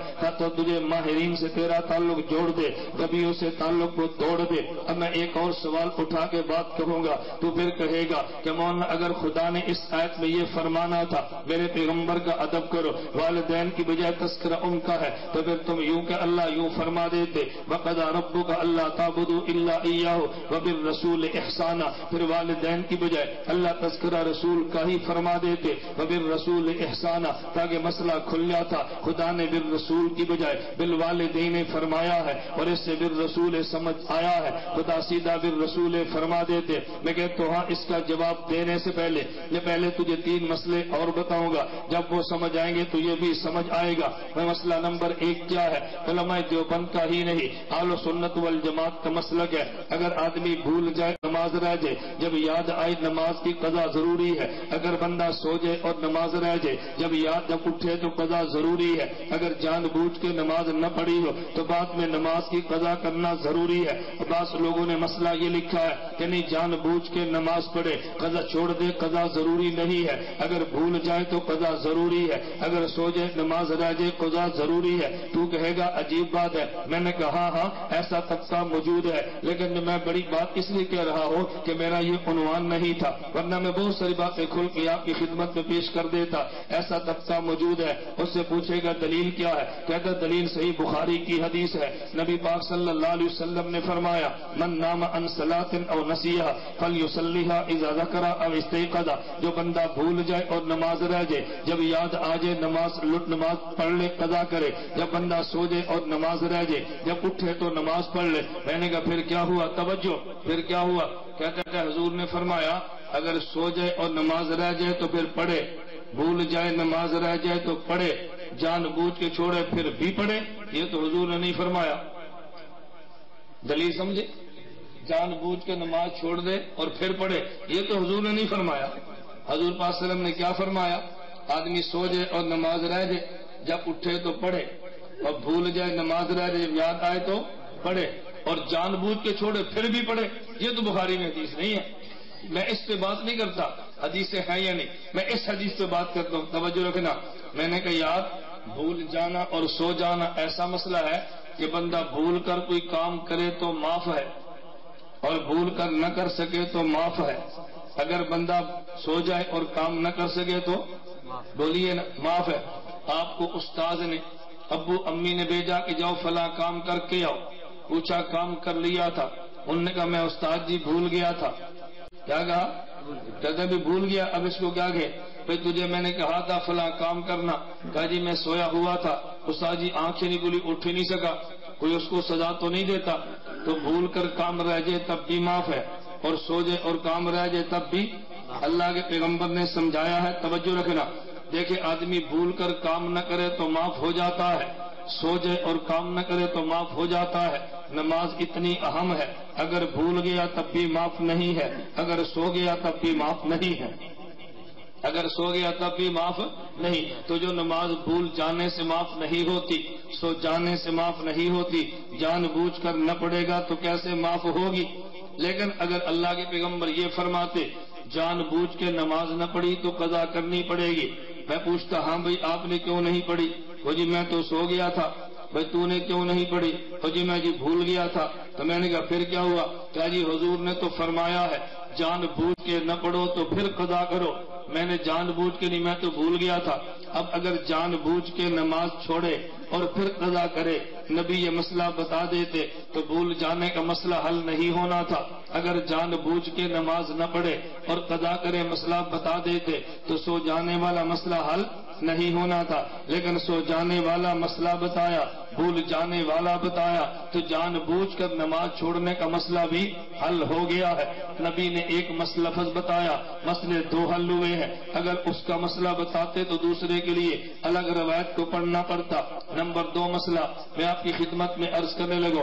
ایک حدیث پاک میں ہے کہ جو بندہ جماعت کے ساتھ نماز پڑھے گا اس کو 27 گنا نماز کا اجر ملے گا. کتنے گنا؟ توجہ رکھنا. ایک آدمی امام جماعت کے ساتھ نماز پڑھے تو 27 گنا نماز اجر ملتا ہے. اچھا ایک بندے کو ہم کہتے ہیں بھئی آپ جماعت کرا لو، وہ جی میں تو جماعت نہیں کراتا. میں نے کہا کیوں نہیں کراتا؟ کہتا ہے اس لیے نہیں کراتا کہ جب جماعت کے ساتھ پڑھوں گا 27 کا اجر ملے گا. تو میں نے کہا جماعت کرا لو نا. کہتے ہیں حضور نے مقتدی کا اجر بتایا ہے، امام کا تو نہیں نہ بتایا. تو بات سمجھ آ رہی؟ حضور نے مقتدی کا اجر بتایا، امام کا تو نہیں بتایا. تو میں مقتدی بن کے پڑھوں گا تاکہ 27 کا اجر ملے، میں امام کیوں بنوں؟ اب بتاؤ اگر امام نہ ہوتا تو مقتدی کو اجر ملنا تھا؟ بولیے نا. امام نہ ہوتا مقتدی کو اجر، مقتدی کو تو اس لیے ملا آگے امام جو ہے مقتدی کو اجر ملے گا تو امام کو ضرور ملے گا. لیکن اگر اللہ کے نبی یہ فرما دیتے کہ دیکھو جو امامت کرائے گا 27 گنا اجر ملے گا تو مقتدی کا اجر سمجھ نہیں آنا تھا. مقتدی کا بتایا ہے، امام کا سمجھ آیا ہے. توجہ، مقتدی کا بتایا ہے، امام کا سمجھ آیا ہے. امام کا اجر بتاتے مقتدی کا سمجھ نہیں آنا تھا. توجہ، اب میں ایک اور مثال دیتا ہوں. قرآن کریم میں ہے لا تقولوا لمن يقتل في سبيل الله اموات بل احیاء ولكن لا تشعرون. اللہ کے راستے میں قتل ہونے والوں کو مردہ نہ کہنا، اللہ کے راستے میں قتل ہونے والوں کو زندہ کہنا. مردہ نہ کہنا بلکہ بولیے مردہ نہ کہنا، شہید کو زندہ. اب ہم کہتے ہیں کہ دیکھو بے شہید کو مقام نبی کی وجہ سے ملا ہے. اگر شہید مر کر بھی زندہ ہے تو پیغمبر وفات پا کر بھی زندہ ہے. توجہ، اگر شہید قتل ہو کر زندہ ہے تو پیغمبر وفات پا کر بھی زندہ ہے. اب میں اس کو یوں سمجھاؤں گا. توجہ، دیوبند کی تعبیر سمجھنا. قربان جائے حکیم الامت تھانوی کے علوم پہ. حضرت حکیم الامت مولانا اشرف علی تھانوی اللہ ان کی قبر پہ کروڑ رحمتیں نازل فرمائے، عجیب تحقیق پیش کی ہے. فرماتے ہیں شہید مقتول فی سبیل اللہ ہے، نبی مقتول فی اللہ ہے. شہید مقتول فی سبیل اللہ ہے، نبی مقتول فی اللہ ہے. تو جو مقتول فی سبیل اللہ ہے اگر وہ زندہ ہے تو بتاؤ مقتول فی اللہ زندہ کیوں نہیں؟ مقتول فی اللہ اگر مقتول فی سبیل اللہ زندہ ہے تو مقتول فی اللہ ضرور زندہ ہے. تجھے نہ سمجھ آئے تو پھر میں حکیم الامت تھانوی کے جملے کی وضاحت کرتا ہوں. جبریل امین نے پوچھا، مشکات شریف کتاب الایمان کی پہلی حدیث ہے، اخبرنی عن الاحسان. اللہ کے نبی فرمائے احسان کیا ہے؟ نبی پاک صلی اللہ علیہ وسلم نے فرمایا ان تعبد اللہ کأنک تراہ فإن لم تکن تراہ فإنہ یراک. عبادت یوں کر گویا خدا کو دیکھتا ہے. اگر تجھے یہ مقام نہ ملے عبادت یوں کرنا خدا تجھے دیکھتا ہے. صوفی سرور دامت برکاتہ شیخ الحدیث جامع اشرفیہ والے اس حدیث کی شرح میں لکھتے ہیں ایک عبادت نبی کی ہے، ایک عبادت امتی کی ہے. نبی عبادت کرتا ہے، خدا کو دیکھا بھی ہے، عبادت بھی کرتا ہے. امتی نے خدا کو نہیں دیکھا، عبادت پھر بھی کرتا ہے. تو میں یوں کہوں گا کہ نبی نے خدا کو دیکھا ہے، عبادت بھی کی ہے. امتی نے خدا کو نہیں دیکھا پھر بھی عبادت کی ہے. تو جان نبی بھی دیتا ہے، جان امتی بھی دیتا ہے. نبی نے دیکھا ہے تو جان دی ہے، امتی نے خدا کو نہیں دیکھا، خدا کے راستے کو دیکھا ہے تو جان دی ہے. جو خدا کو دیکھ کے جان دیتا ہے اسے مقتول فی اللہ کہتے ہیں. جو خدا کا راستہ دے کے جان دیتا ہے اسے مقتول فی سبیل اللہ کہتے ہیں. جو خدا کو دیکھ کر جان دیتا ہے اسے مقتول فی اللہ کہتے ہیں، اور جو خدا کے راستے کو دیکھ کر جان دیتا ہے اسے مقتول فی سبیل اللہ کہتے ہیں. جب یہ راستے کو دیکھ کر کٹ جانے والا زندہ ہے تو خدا کو دیکھ کر وفات پا جانے والا زندہ کیوں نہیں ہے؟ توجہ، زندہ کیوں نہیں؟ مجھے ایک بندہ کہنے لگا کہ مولانا صاحب ایک بات کو سمجھاؤ. میں نے کہا جی پوچھو. کہتا جی بہت سارے علماء کہتے ہیں کہ نبی پاک زندہ ہیں مگر اللہ کے پاس زندہ ہیں، شہید زندہ ہے، اللہ کے پاس زندہ ہے. تم کہتے ہو اس قبر میں زندہ ہے. میں نے کہا یہ بتاؤ دیوبند اہل سنت والجماعت کا عقیدہ کیا ہے؟ اللہ ہر جگہ پہ حاضر اور ناظر ہے. بولیے اللہ، بولتے جاؤ اللہ ہر جگہ پہ ہے یا نہیں؟ خدا ہر جگہ پہ ہے نا. اچھا اس کا کیا مطلب کہ جی نہیں اللہ کے پاس زندہ ہے؟ ذرا بات سمجھنا. مجھے ایک بندہ کہنے لگا اور یہ تم کہتے ہو قرآن کریم میں ہے لا تحسبن الذين قتلوا في سبيل الله امواتا بل احياء عند ربهم يرزقون. توجہ، کہتا جی عند ربهم عند ربهم عند ربهم عند ربهم. ہم بھی کہتے ہیں زندہ ہے مگر عند ربهم زندہ ہے مگر اللہ کے پاس ہے. میں نے کہا کیا اللہ قبرستان میں نہیں ہے؟ اللہ یہاں نہیں ہے. اللہ صرف علیین میں ہے، یہاں نہیں ہے. اللہ تو ہر جگہ پر ہے. توجہ، میں تمہیں یہ مسئلہ بھی سمجھا دوں تاکہ کبھی تمہیں غلط فہمی نہ ہو. اس کی مثال سمجھو. مثال کے طور پہ ایک بات کہہ دوں. مثلا یہ ہے، میں پوچھتا ہوں بتاؤ آپ کے ابو زندہ ہیں؟ بولیے. دادا ابو پردادا کدھر ہیں؟ وہ اللہ کے پاس. کدھر ہے؟ توجہ. اب میں ان سے پوچھتا ہوں ہاں بھائی ابو کدھر ہے؟ قطر میں. پردادا کدھر ہے؟ اچھا کیا تو قبرستان میں اللہ نہیں ہے؟ بولیے نا. مسئلہ سمجھنا ذرا. ہم کسی بندے سے پوچھتے ہیں ابو کدھر ہے؟ کہا جی قطر میں. ہم نے کہا دادا ابو کدھر ہے؟ کہا جی شہر میں. میں نے کہا پردادا کدھر ہے؟ کہا جی اللہ میاں کے پاس. کہاں پر ہے؟ اللہ میاں کے. بولیے نا کہاں. اچھا مثال کے طور پہ یہ گھر ہے، 1 ایکڑ پہ قبرستان ہے. کہتے ہیں یہ تو گھر پہ ہے، وہ اللہ میاں کے پاس ہے. کیا وہاں اللہ ہے یہاں اللہ نہیں؟ بولیے نا. تھا تو دونوں جگہ پہ. لیکن یہ جملہ کیوں کہتے ہیں؟ ذرا جملے کو سمجھنا. ہم کبھی سمجھانے کے لیے کہتے ہیں ابو کدھر ہے؟ کہتے جی پشاور گئے ہیں. دادا ابو کدھر ہیں؟ کہتے ہیں اللہ میاں کے پاس ہے. میں نے کہا اللہ تو پشاور میں بھی ہے، اللہ قبرستان میں بھی ہے، اللہ تو ہر جگہ پر ہے. یہ جملہ کیوں کہا ہے کہ جی دادا ابو تو پشاور میں ہے، ابو تو قطر میں ہے اور پردادا اللہ میاں کے پاس ہے؟ یہ جملہ کیوں کہا؟ ایک اصول ذہن نشین فرما لو. یہ دنیا میں اصول اور ضابطہ ہے. ہر چیز کا حقیقی مالک تو اللہ ہے، حقیقی اختیار تو اللہ کے پاس ہے. اگر ظاہری اختیار بندے کے پاس ہو تو نسبت بندے کی طرف ہوتی ہے، اگر ظاہری اختیار بھی اللہ کے پاس ہو تو نسبت اللہ کی طرف ہوتی ہے. میں مثال دے کر بات سمجھاتا ہوں. آپ نے جگہ خریدی ہے 1 کنال. 1 کنال جگہ میں 5 مرلے کا اپنا مکان بنایا ہے، 15 مرلے کی مسجد بنائی ہے. یہ جو 5 مرلے کا مکان بنایا ہے، میں مثال دے کے کہتا ہوں بنانے والے خریدنے والے کا نام عبد الرحمان ہے. جگہ 1 کنال خریدی ہے، 5 مرلے پہ مکان اپنا بنایا اور 15 مرلے پہ مسجد بنائی ہے. کہ اس کا جو اپنا مکان ہے کہتے ہیں یہ عبد الرحمان کا. بولی عبد الرحمان کا گھر ہے، عبد الرحمان کا گھر ہے. اور جو 15 مرلے مسجد بنائی کہتے ہیں یہ اللہ کا. کیوں؟ یہاں اللہ ہے تو وہاں نہیں ہے. کہتے ہیں یہ گھر عبد الرحمان کا ہے، یہ گھر اللہ کا ہے. یہ 2 جملے کیوں کہے؟ یہ جو عبد الرحمان کا گھر ہے یہ چاہے تو بیچ ڈالے، چاہے تو ہدیہ کر دے، لیکن جو 15 مرلے کا گھر ہے نہ اسے بیچ سکتا ہے نہ اسے ہدیہ کر سکتا ہے. اس مکان میں ظاہری اختیار اس کے ہیں تو گھر عبد الرحمان کا کہتے ہیں. 15 مرلے کی جگہ پہ اختیار عبد الرحمان کے نہیں، ظاہری بھی خدا کے چلتے ہیں تو کہتے ہیں یہ گھر اللہ کا ہے. یا ظاہری اختیار بندے کے ختم ہو جائے تو نسبت اللہ کی طرف ہو جاتی ہے. میں نے کہا پوچھا ابو کدھر ہے؟ کہتا ہے جی قطر میں. کیوں؟ مرضی سے گئے ہیں مرضی سے. توجہ. مرضی سے گئے ہیں مرضی سے آئیں گے. اور پردادا ابو نہ مرضی سے گئے ہیں نہ مرضی سے آئے ہیں، نہ مرضی سے گئے ہیں نہ مرضی سے آئے. جو مرضی سے جائے اور مرضی سے آئے نسبت اس کی طرف ہوتی ہے. جو مرضی سے جائے بینا اور مرضی سے آئے بینا وہاں نسبت خدا کی طرف ہوتی ہے. جب ہم کہتے ہیں شہید زندہ ہے، توجہ، اس کو رزق اللہ کے پاس ملتا ہے، رزق تو ہمیں بھی خدا دیتا ہے. مطلب کیا؟ ہم کماتے ہیں تو رزق ملتا ہے، اسے بغیر کمائے ملتا ہے. نہیں سمجھا؟ اسے بغیر کمائے ملتا ہے. ہم محنت کرتے ہیں تو ملتا ہے، اسے بغیر محنت کے ملتا ہے. اس پہ دلیل میں ایک اور قرآن کی آیت پڑھتا ہوں. لوگ کہتے ہیں قرآن نہیں پڑھتے. پورے میرے بیان میں سنتے جاؤ گے یا میں دلیل قرآن سے دوں گا یا دلیل حدیث سے مبارک سے دوں گا. ایک اور دلیل، حضرت زکریا علیہ السلام گھر میں آئے، اپنے محراب کا دروازہ کھولا.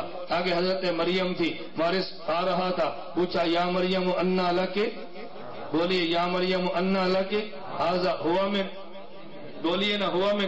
اچھا جو زکریا علیہ السلام روٹی دیتے تھے وہ اللہ کی طرف سے نہیں تھی؟ وہ بھی تو اللہ کی طرف سے تھی نا. کہتے ہیں یہ من عند اللہ ہے. کیوں؟ جو پہلے روٹی ملتی اس میں زکریا کا دخل تھا. جو آج ملی ہے بغیر اسباب کے ملی ہے. یا ظاہری اسباب آ جائے نسبت بندے کی طرف ہوتی ہے، ظاہری اسباب ختم ہو جائے نسبت خدا کی طرف ہوتی ہے. نسبت خدا کی یہ معنی نہ کرنا.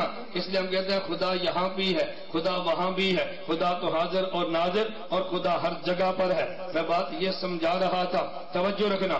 جو مسئلہ میں عرض کرنے لگا، نبی اللہ نے کیا فرمایا قرآن میں؟ شہید، بولیے نا شہید زندہ ہے. اچھا نبی بھی زندہ ہے، شہید بھی. زندہ. اب بندے کے ذہن میں سوال آئے گا بھائی جب شہید زندہ ہے نبی زندہ ہے اللہ یوں فرما دیتے نا انبیاء زندہ ہے, یوں نہیں فرمایا بلکہ فرمایا شہید زندہ ہے. اس کی وجہ نبی اعلیٰ ہے شہید ادنا ہے. نبی بولیے نبی اعلیٰ ہے شہید ادنا ہے. ادنا کو حیات ملتی ہے تو اعلیٰ کو ضرور ملتی ہے, لیکن اعلیٰ کو ملے گی ادنا کو ضرور ملے گی ایسا نہیں ہوتا. اگر یہاں قرآن میں انبیاء کی شہادت صراحتاً ہوتی شہید کی سمجھ نہیں آنی تھی. خدا نے شہید کی بتائی ہے تو نبی کی سمجھ آئی ہے, شہید کی بتائی ہے تو نبی کی سمجھ آئی ہے. نہ سمجھ آئے چلے میں مثال دیتا ہوں تاکہ بات سمجھ آئے. میں نے کہا نا اگر گفتگو میں علماء ہوں تو بات دلیل سے کرتے ہیں اور گفتگو مخاطب غیر علماء ہوں تو بات مثال سے کرتے ہیں.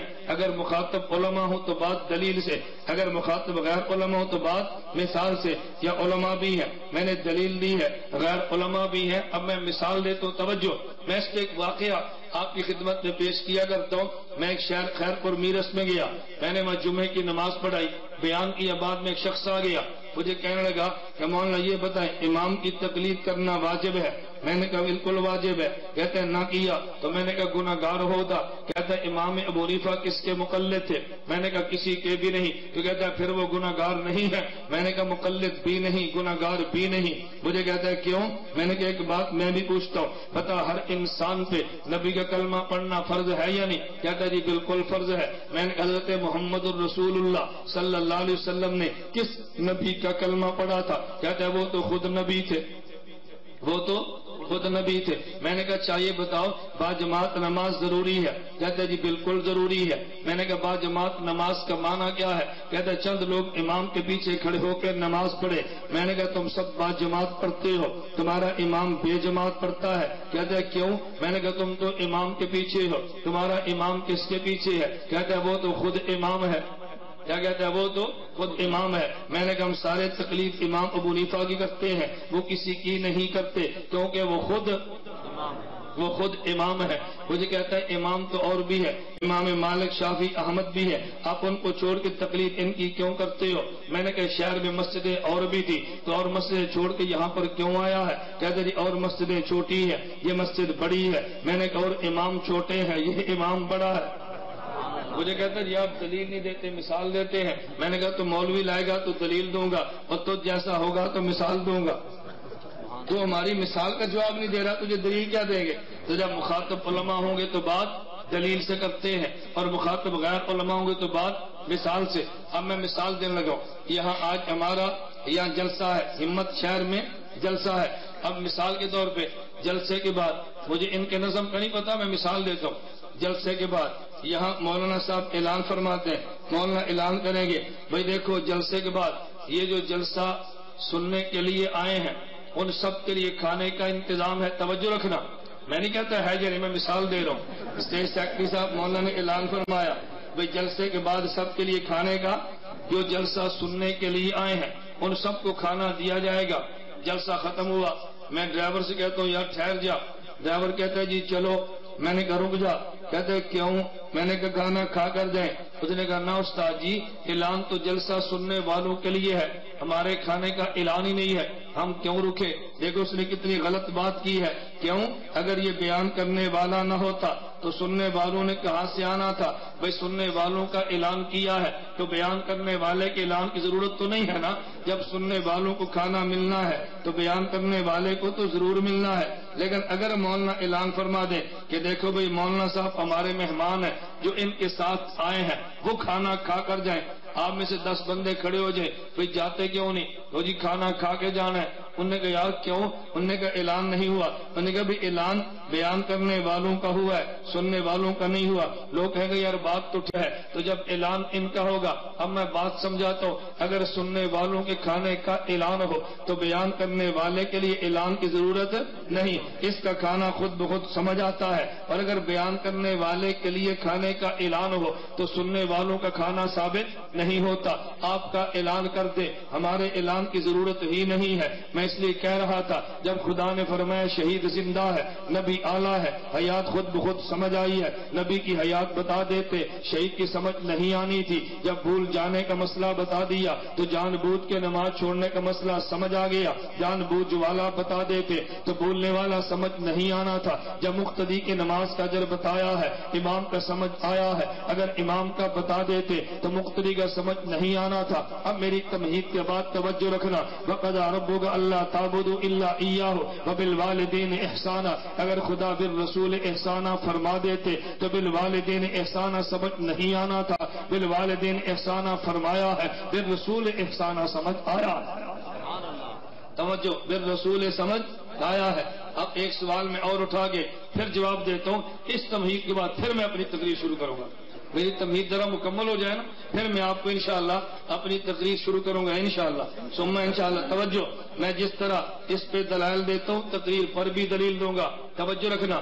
اب میری تمہید کا آخری سوال کیا تھا؟ وَقَضَىٰ رَبُّكَ أَلَّا تَعْبُدُوا إِلَّا إِيَّاهُ وَبِالْوَالِدَيْنِ إِحْسَانًا، سوال یہ ہے، توجہ، میں نے ایک بات کہی تھی، خدا نے ہمیں وجود دیا ہے، سبب ہمارے ماں باپ بنے ہیں، ان کو وجود دیا ہے، سبب حضرت آدم بنے ہیں، حضرت آدم کو وجود دیا ہے، سبب حضرت محمد الرسول اللہ صلی اللہ علیہ وسلم کی ذات بنی ہے۔ اب فوراً سوال آ گیا کہ مولانا جو تم نے حدیث پیش فرمائی ہے یہ حدیث تو قرآن کے خلاف ہے۔ میں نے کہا کس آیت کے خلاف ہے؟ کہتے جی قرآن کریم میں ہے، وَمَا خَلَقْتُ الْجِنَّ وَالْإِنسَ إِلَّا لِيَعْبُدُونِ، ہم نے انسان کو عبادت کے لیے پیدا کیا ہے، اور جو آپ نے حدیث پڑھی ہے اس میں لولا محمد لما خلقتک، میں نے حضرت محمد کی وجہ سے پیدا کیا، قرآن میں ہے عبادت کی وجہ سے پیدا کیا، اور حدیث میں حضور کی وجہ سے پیدا کیا، حدیث قرآن کے خلاف آ گئی ہے۔ میں نے کہا حدیث قرآن کے خلاف نہیں ہے، قرآن کی آیت کا معنی اور ہے، حدیث کا معنی اور ہے، تو آیت اور حدیث کو سمجھا نہیں ہے، وگرنہ کبھی اعتراض نہ کرتا۔ میں مثال دے کر بات کہتا ہوں، بیان ختم ہو جائے گا، بیان ختم ہونے کے بعد آپ پوچھتے ہیں کسی نوجوان لڑکے کو پکڑا، آپ نے کہا بھائی تو بتا مولانا الیاس گمن کیوں آئے تھے؟ اس نے کہا جی مولانا تقریر کرنے کے لیے آئے تھے۔ اس نے پھر مجھ سے پوچھا کہ مولانا آپ کیوں آئے تھے؟ میں نے کہا مجھے مولانا عبد الواحد نے دعوت دی، میں اس لیے آیا تھا۔ انہوں نے کہا دیکھو ان کے آپس میں بیان نہیں ملتے۔ ہم نے اس بچے سے پوچھا کیوں آئے ہیں؟ کہتے ہیں تقریر کرنے کے لیے آئے ہیں۔ جب مولانا سے پوچھا کیوں آئے ہو؟ کہتے ہیں مولانا عبد الواحد کی وجہ آئے ہیں، یہ اور کہتا ہے یہ اور کہتے ہیں۔ میں نے کہا نانا یہ بھی ٹھیک کہتا ہے اور میں بھی ٹھیک کہتا ہوں، جب تو نے اس سے پوچھا ہے کہ مولانا گھومن کیوں آئے ہیں، اس نے میرے آنے کا مقصد بیان کیا ہے۔ جب مجھ سے پوچھا کیوں آئے ہو، میں نے آنے کا سبب بیان کیا ہے، میرے آنے کا مقصد تقریر کرنا ہے، میرے آنے کا سبب مولانا عبد الواحد کا دعوت دینا ہے، مقصد اور ہوتا ہے سبب اور ہوتا ہے۔ ہم نے قرآن سے پوچھا انسان کی پیدائش کا مقصد کیا ہے؟ قرآن کہتا ہے ما خلقت الجن والانس الا لیعبدون، تیرے پیدائش کا مقصد عبادت ہے۔ ہم نے پیغمبر سے پوچھا سبب کیا ہے؟ پھر میں لولا محمد لما خلقتک، تو قرآن میں پیدائش کا مقصد بیان کیا ہے، حدیث میں پیدائش کا سبب بیان کیا ہے، مقصد اور ہوتا ہے سبب اور ہوتا ہے، مقصد اور ہوتا ہے سبب اور ہوتا ہے۔ میں نے کہا یار تم مقصد اور سبب کا معنی تو سمجھتا نہیں ہے، قرآن اور حدیث کو تو کیا سمجھے گا؟ اپنے علم کی انتہا تو دیکھنا، اور اعتراض قرآن اور حدیث پہ ہوتا ہے۔ اس تمہید کے بعد اب میں اپنی تقریر کا آغاز کر رہا ہوں۔ میں نے آپ کی خدمت میں عرض کیا تھا، توجہ رکھنا، پہلے انسان کو وجود ملتا ہے، پھر انسان کو ایمان ملتا ہے، پھر انسان کو اخلاق ملتے ہیں۔ ہماری گفتگو کا عنوان اخلاق نبوی ہے، توجہ رکھنا، ہماری گفتگو کا عنوان اخلاق نبوی ہے۔ میں نے کہا پہلے وجود ملتا ہے، پھر ایمان ملتا ہے، پھر اخلاق ملتے ہیں۔ ہمارا دعویٰ یہ ہے کہ سب کو وجود بھی حضور کی وجہ سے ملا ہے، ایمان بھی حضور کی وجہ سے ملا ہے، اور سبب اور اخلاق بھی حضور کی وجہ سے ملے۔ جہاں تک تعلق وجود کا ہے میں نے اس پہ دلیل پیش کر دی ہے، لولا محمد لما خلقتک، اگر خدا حضرت محمد کو وجود دینا نہ چاہتے، اللہ حضرت آدم کو وجود نہ دیتے، تو وجود حضرت محمد کی وجہ سے ملا ہے۔ حضرت آدم کو وجود ملا ہے، آگے انبیاء کو وجود ملا ہے۔ حضرت آدم کو ابو الانبیاء کہتے ہیں، توجہ، حضرت آدم کو ابو الانبیاء کہتے ہیں، ہمارے پیغمبر کو نبی الانبیاء کہتے ہیں۔ حضرت آدم سے نبیوں کو وجود ملتا ہے، ہمارے پیغمبر سے نبیوں کو نبوت ملتی ملتی ہے، حضرت آدم سے انبیاء کو وجود ملتا ہے، ہمارے پیغمبر سے نبیوں کو نبوت ملتی ہے، یہ ابو الانبیاء کہلواتے ہیں، وہ نبی الانبیاء کہلواتے ہیں۔ وجود حضرت آدم کو ملا ہے، ہمارے پیغمبر کی وجہ سے ملا ہے، نبوت ملی ہے ہمارے پیغمبر کی وجہ سے ملی ہے۔ تو کہے گا دلیل کیا ہے؟ میں دلیل کی بات نہیں، میں دلائل کی بات کرتا ہوں۔ اگر قرآن کو کھول کے دیکھے گا، دلیل نمبر 1 قرآن میں ہے، وَإِذْ أَخَذَ رَبُّكَ مِنْ بَنِي آدَمَ مِنْ ظُهُورِهِمْ ذُرِّيَّتَهُمْ وَأَشْهَدَهُمْ عَلَىٰ أَنفُسِهِمْ أَشْهَدُهُمْ عَلَىٰ أَنفُسِهِمْ۔ اللہ نے حضرت آدم کی اولاد کو پیدا کیا، آدم کی پشت پوری اولاد کو نکالا، پھر پوچھا الست بربکم، بتاؤ میں تمہارا خدا ہوں یا نہیں؟ حضرت حکیم الاسلام قاری محمد طیب نفر اللہ مرقدہ فرماتے ہیں انبیاء کی ارواح بھی خاموش ہے، کوئی جواب نہیں دیتا، حضرت آدم سے لے کر عیسیٰ انبیاء بھی خاموش کھڑے ہیں۔ حضرت رسول اللہ نے فرمایا بلا کیوں نہیں، خدا آپ ہی ہمارے خدا ہیں،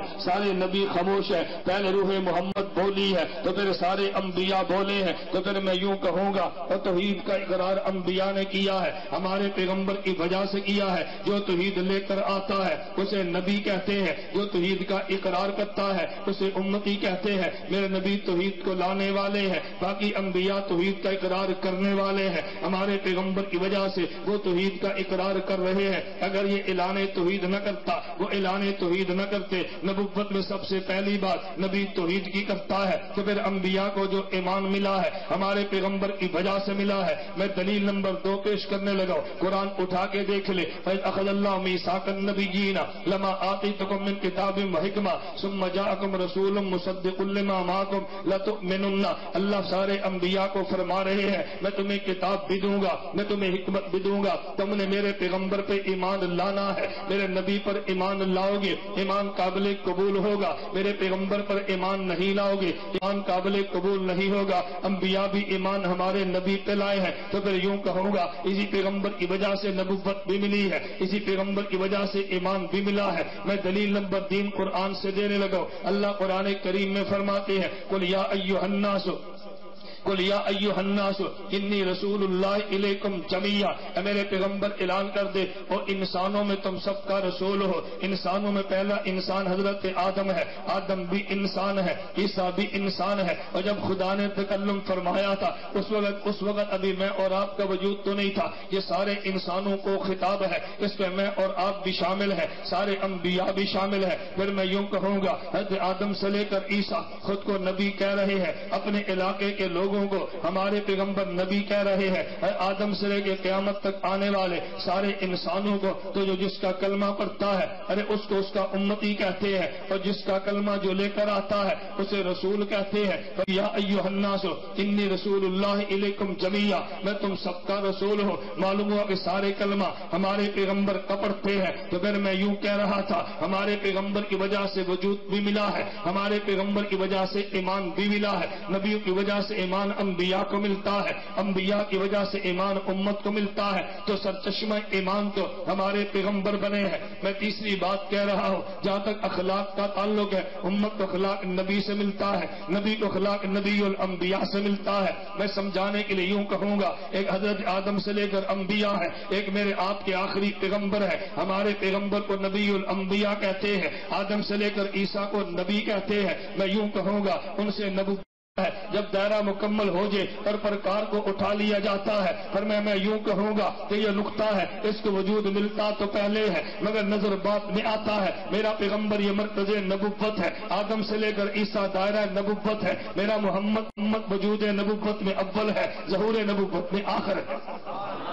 میرا پیغمبر وجود نبوت میں اول ہے، ظہور نبوت میں آخر ہے، یہ مرکز دائرہ نبوت ہے، ان کی برکت سے نبوت باقی انبیاء کو ملی ہے۔ مولانا قاسم نانوتوی یوں فرماتے ہیں میرے پیغمبر کی نبوت بالذات ہے، باقی انبیاء کی نبوت بالعرض ہے، ان کی نبوت کو ذاتی کہتے ہیں اور انبیاء کی نبوت کو عرضی کہتے ہیں۔ یہ نانوتوی کا فلسفہ سمجھ نہیں آیا، نانوتوی کے علوم کا انکار نہ کیا کر، میرا دوست نانوتوی کے علوم کو سمجھنے کی کوشش کر، نہ سمجھنے کی وجہ سے انکار نہ کرنا۔ عربی عربی زبان کا مقولہ ہے الناس اعداء لما جہلوا، جو بات سمجھ نہیں آتی بندہ اسے دشمنی کرتا ہے. گنوتری سے دشمنی کو چھوڑ دے، گنوتری کے علوم کو سمجھنے کی کوشش کرنا.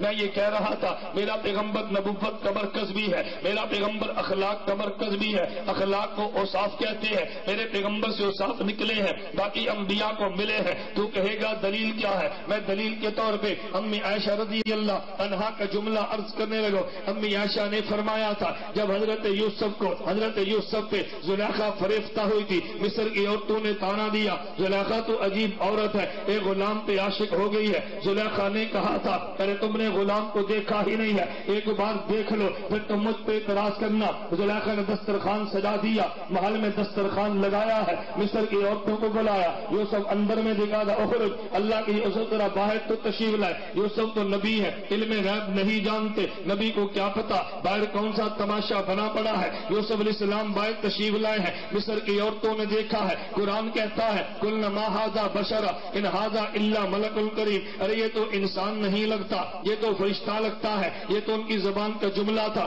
میں جملے پہ بحث نہیں کرتا، اس کو پھر کبھی کے لیے چھوڑ دو. نمبر 2 قطعن ایدیہن، انہیں اپنی انگلیوں کو کاٹ ڈالا ہے. توجہ، اپنی انگلیوں کو کاٹ ڈالا ہے. امی عائشہ فرماتی ہے لبامی زلیخا لو رأین جبینہ لاسرن بالقطع قلوبہن علی الید، کہ زلیخا کو تانا دینے والیوں نے حضرت یوسف کو دیکھا ہے، اپنی انگلیوں کو کاٹ ڈالا ہے. اگر میرے محمد کو دیکھ لیتی اپنے دل کو کاٹ ڈالتی. توجہ رکھنا، زلیخا کو تانے دینے والیوں نے حضرت یوسف کو دیکھا تو انگلیاں کاٹ ڈالی ہیں. اگر میرے محمد کو دیکھ لیتی اپنے دل کو کاٹ ڈالتی. امی عائشہ نے کیوں فرمایا ہے؟ میں شعر کو بطور دلیل کے پیش کرنے لگا. میرا دعویٰ یہ تھا میرے نبی مرکز اوصاف ہے، باقی انبیاء یہ مجموع الاصاف ہے. میرے پیغمبر مرکز اخلاق ہے، باقی انبیاء مجموع الاخلاق ہے. ادھر سے اخلاق نکلتے ہیں تو پھر ان کو ملا کرتے ہیں، نبی سے اوصاف نکلتے ہیں، باقی انبیاء کو ملتے ہیں. میں دلیل کے طور پہ کہہ رہا تھا امی عائشہ کے شعر کو سمجھنا. فرمایا لبامی زلیخا لو رأین جبینہ لاسرن بالقطع قلوبہن علی الید، زلیخا کو تانے دینے والیوں نے حضرت یوسف کو دیکھا ہے، انگلیوں کو کاٹ ڈالا ہے. میرے محمد کو دیکھ لیتی اپنے دل کو کاٹ ڈالتی. اس کی وجہ کیا ہے؟ آدمی کے بدن میں ایک دل ہے، آدمی کے بدن میں انگلیاں ہیں. ارے دل کو مرکز بدن کہتے ہیں، انگلیوں کو شاخ بدن کہتے ہیں. انبیاء میں آدم سے لے کر عیسیٰ بھی ہے، ہمارے محمد الرسول اللہ صلی اللہ علیہ وسلم بھی ہے. ہمارے پیغمبر کو مرکز اوصاف کہتے ہیں، باقی انبیاء کو مجمع اوصاف کہتے ہیں. میرے نبی سے حسن نکلا ہے، حضرت یوسف کو ملا ہے. پھر میں یوں کہوں گا حضرت پیغمبر مرکز حسن ہے، یوسف شاخ حسن ہے. اور تیرے بدن میں دل کو دیکھا، یہ مرکز بدن ہے اور ہاتھ کی شاخ بدن ہے. اب امی عائشہ کے شعر پہ غور کرنا. لبامی زلیخا لو رأین جبینہ لاسرن بالقطع قلوبہن علی الید، یہ زلیخا کو تانے دینے والیوں نے حضرت یوسف کو دیکھا تو انگلیاں کاٹی. میرے پیغمبر کو دیکھتی دل کاٹ لیتی. اس کی وجہ پیغمبر مرکز حسن ہے، یوسف شاخ حسن ہے اور دلیہ مرکز بدن ہے، انگلیاں شاخ بدن ہے. جن نے شاخ حسن کو دیکھا ہے ان نے شاخ بدن کو کاٹا ہے. مرکز حسن کو دیکھ لیتی مرکز بدن کو کاٹ ڈالتی. شاخ حسن کو دیکھا تو شاخ بدن کو کاٹا، مرکز حسن کو دیکھتی تو مرکز بدن کو کاٹ ڈالتی. میں کہ تو اخلاق نبوی کی بات کرتا ہے. خدا کی قسم اخلاق ملیں گے تجھے پیغمبر کی ذات سے ملیں گے.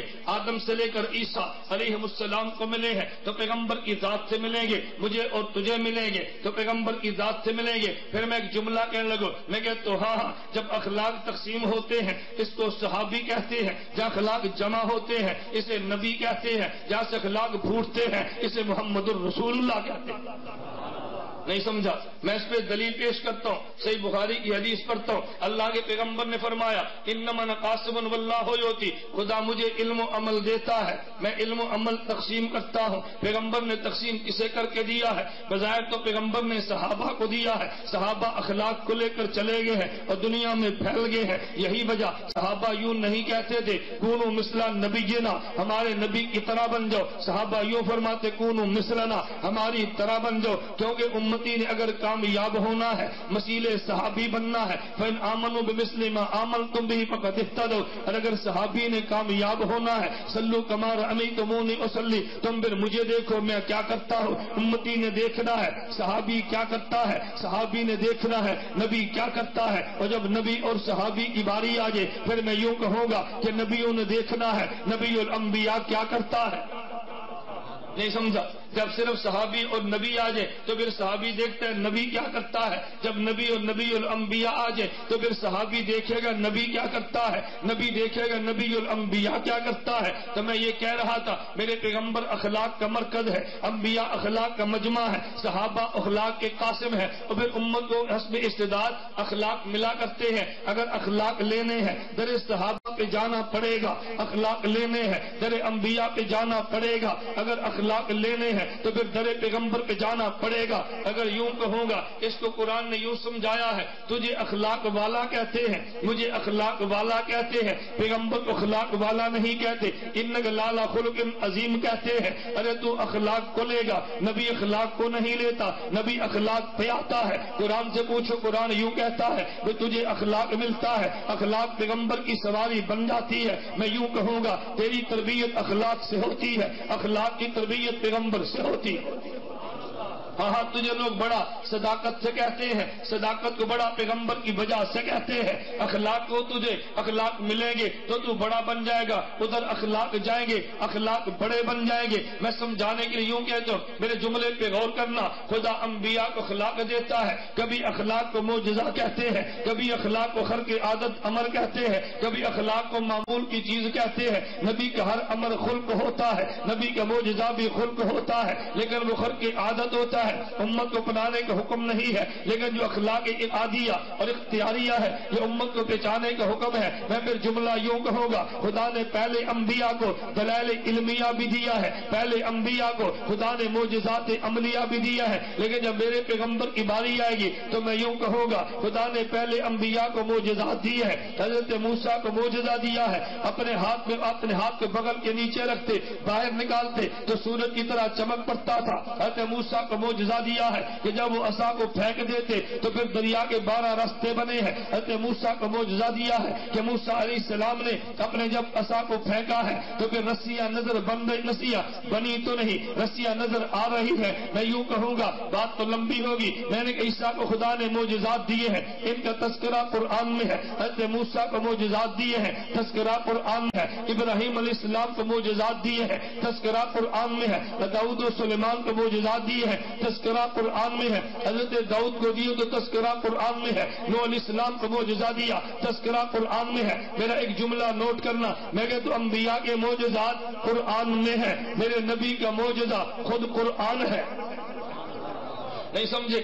باقی انبیاء کے معجزے قرآن میں ہے، میرے نبی کا معجزہ خود قرآن ہے۔ باقی انبیاء کے اخلاق قرآن میں ہے، میرے نبی کا اخلاق خود قرآن ہے۔ ان کے معجزے قرآن میں ہے، نبی کا معجزہ قرآن ہے، ان کے اخلاق قرآن میں ہے اور نبی کے اخلاق خود قرآن ہے۔ یہی بات تو امی عائشہ نے فرمائی تھی، بتاؤ نبی کے اخلاق کیا ہے؟ کہ تو نے کبھی قرآن نہیں پڑھا؟ جو قرآن اتر رہا تھا اس کی چلتی تصویر کو محمد کہتے ہیں، اس کی چلتی تصویر کو حضرت محمد صلی اللہ علیہ وسلم کہتے ہیں۔ حیا دیکھنا ہو نبی کو دیکھ لے، صداقت دیکھنی ہو پیغمبر کو دیکھ لے، امانت دیکھنی ہو پیغمبر کو دیکھ لے، دشمنوں کے خلاف زبان دیکھنی ہو پیغمبر کو دیکھ لے، لہجہ دیکھنا ہو پیغمبر کو دیکھ لے۔ نہیں سمجھا؟ لہجہ دیکھنا ہو پیغمبر کو دیکھ لے۔ نبی کا مذاق استہزاء نہیں تھا، مذاق اڑانا نہیں تھا، پیغمبر نے دین کو سمجھایا ہے، منوایا نہیں سمجھایا ہے۔ سمجھانا ہمارے ذمے ہے، منوانا خدا کے ذمے ہے۔ اللہ مجھے اور آپ سب کو یہ بات سمجھنے کی توفیق عطا فرمائے۔ میرے پورے بیان کا خلاصہ وہ 3 لفظ ہے، پہلے وجود ملتا ہے، پہلے بولیے، پھر ایمان ملتا ہے، پھر اخلاق ملتے ہیں۔ ہمیں وجود ملا ہے حضور کے صدقے، ہمیں وجود ملا ہے حضور کے صدقے، توجہ، ہمیں ایمان ملا ہے حضور کے صدقے، ہمیں اخلاق ملے ہیں حضور، بولتے جاؤ نا، حضور کے صدقے، پھر بولو، وجود ملا ہے حضور صلی اللہ علیہ وسلم کے صدقے، ایمان ملا ہے حضور اکرم صلی اللہ علیہ وسلم کے صدقے، اخلاق ملے ہیں حضور اکرم صلی اللہ علیہ وسلم کے اسی صدقے کا نام توسل ہے. نہیں سمجھا؟ اسی صدقے کا نام بولیے، صدقے کا نام توسل ہے. مجھے ایک بندہ کہتا ہے وہ جی قرآن کے وسیلے سے دعا مانگ لو، نبی کے وسیلے سے نہ مانگنا. میں نے کہا قرآن خود آیا ہے؟ کہتا ہے نہیں. میں نے کہا کون لایا ہے؟ کہتا ہے حضور. میں نے کہا جو درمیان میں ہو اسی کو تو وسیلہ کہتے ہیں. نہیں سمجھا؟ قرآن کا وسیلہ خود حضور ہے. وہ جی نماز کے وسیلے سے مانگ لو. میں نے کہا نماز خود آئی ہے. کہتا نہیں حضور لائے ہیں. میں نے کہا درمیان میں وسیلہ نہ ہوتا تجھے نماز کیسے ملتی؟ خود نماز کا وسیلہ بھی تو حضور ہے. خود نماز کا وسیلہ بھی تو حضور ہے. جن اعمال کا وسیلہ تو دیتا ہے ان اعمال کا وسیلہ بھی حضور ہے. اس لیے دیوبند والے کہتے ہیں نام محمد سے دلوں کو سرور ملتا ہے، نگاہ فکر کو تازہ شعور ملتا ہے. نصیب کیسا بھی ہو واسطہ احمد کا دے کے، نصیب کیسا ہو وسیلہ محمد کا دے کے، خدا سے جو بھی مانگو ضرور ملتا. اللہ پاک مجھے اور آپ سب کو نبی کریم صلی اللہ علیہ وسلم سے سب کا عشق اور محبت عطا فرمائے. بھئی ہم نے آپ تمام حضرات کے لیے اتحاد اہل سنت والجماعت کے پلیٹ فارم پہ علماء کرام کے لیے 1 سال کا تخصص رکھا ہے. 10 سے 15 شوال کو داخلہ ہوتا ہے. غیر علماء کے لیے ہر انگریزی ماہ کی پہلی جمعرات زور سے لے کے جمعہ ہفتہ 3 دن ہم کورس کرواتے ہیں. بستر اپنا ساتھ لائیں. اکابر علماء جماعت تبلیغی جماعت کی طرز پہ تشریف لائیں. ہم اپنے اکابر کی طرز کو نہیں چھوڑتے. 3 دن کا کورس کریں. اور جو حضرات وہاں نہ آ سکیں جون اور جولائی کی چھٹیوں میں صراط مستقیم کورس کروانا چاہیں ہمارا کورس چھپا پڑا ہے. 40 اسباق ہے. ہر سبق میں 1 آیت، 1 حدیث، 1 عقیدہ، 1 مسئلہ، 1 مسنون دعا اعراب لگے ہوئے ہیں. ترجمہ کیا ہے، تشریح کر دی ہے. بڑا آسان سا کورس. میں جدہ گیا مجھے ایک بندہ کہنے لگا مجھے فرد ہاشمی نے بڑا کمال کیا. میں نے کیا کمال کیا؟ کہتے ہیں عورتوں کے لیے 1 سال کا مختصر کورس ترتیب دیا ہے. میں نے کہا عورتوں کے لیے میں نے 40 دن کا اس سے بھی مختصر ترین کورس قرار دیا ہے. تو اس کا کمال نظر آتا ہے. اپنے بندوں کے تمہیں یہ چیزیں نظر کیوں نہیں آتی؟ ہم نے کورس الگ ترتیب دی ہے. کورس کرانا چاہو وہ مل جائے گا. اس طرح جو ہمارے اختلافی مسائل چلتے ہیں نا، قرات نہ کرنے کے مستقل دلائل، آمین آہستہ کہنے کے مستقل دلائل، رفع یدین نہ کرنے کے دلائل، 20 رکعت تراویح کے دلائل، تقلید کے دلائل، 3 طلاق کے دلائل، مسئلہ حیات النبی پہ دلائل. ایک مسئلے پہ ہم نے پوسٹر بنائے ہیں، ہم نے سیڑھیاں بنائی ہیں، ہم نے کیسٹیں ریکارڈ کی ہیں، کتابچے شروع کی ہیں، کورسز شروع کی ہیں. اور بحمد اللہ تعالی ملک اور بیرون ملک وہ کام چل رہا ہے. مجھے کبھی تعجب ہوتا ہے کہ مولانا مجھے فون کرتے ہیں نا، کہتے ہیں جی وہ لوگ کہتے ہیں اس کی کیا حیثیت ہے. میں نے کہا جب میری حیثیت ہے تو پریشان کیوں ہوتے ہو؟ بے حیثیت آدمی مجھے چلنے دو ملک میں. نہیں سمجھے؟ میں جو بے حیثیت آدمی چلنے دو ملک میں. آج تک میں پورے ملک میں کسی کے آنے پر کوئی پریشان نہیں ہوں. بحمد اللہ تعالی اس معاملے پر میرا دامن صاف ہے اور قیامت کو خدا کے یہاں بھی دامن صاف ہوگا. میں نے آج تک کسی بندے کے خلاف یہ نہیں کہا فلاں کو بلاؤ، فلاں کو نہ بلاؤ، فلاں آنا چاہیے، فلاں نہ آنا چاہیے. میں نے کہا بھی جو تمہیں پسند ہے اس کی بات سنو، جو مجھے چاہتے ہو میری بات سنیں. کوئی لڑنے کی ضرورت ہے؟ نہیں. بولیے نا بھائی، کیا لڑنے کی ضرورت ہے؟ کس لیے لڑتے ہو؟ لڑو اور جھگڑو مت. اپنا عقیدہ سنو، اپنا عقیدہ بیان کرو. دلائل علماء بیان کرے، لوگ ان دلائل کو سنیں. جن کا عقیدہ دل کو لگتا ہے، دلائل عقل کو باتیں ہیں قبول فرما لیں. باقی قیامت کو اللہ کے فیصلے ہو جائیں بھئی کون سچا ہے کون غلط ہے. میں آپ کی خدمت میں گزارش کروں گا لڑنا جھگڑنا نہیں، تشدد کا رستہ اختیار قطر نہیں کرنا. اپنے اکابر کے ساتھ مل کے بغیر تشدد کے دین کا کام کرو. اللہ مجھے اور آپ سب کو دین کے کام کے لیے قبول فرمائے. یہ سیڑھیاں لٹریچر سارا اب بھی باہر موجود ہوگا. جو حضرات لینا چاہیں وہ باہر سے وصول فرما لیں. وآخر دعوانا ان الحمد للہ رب العالمین.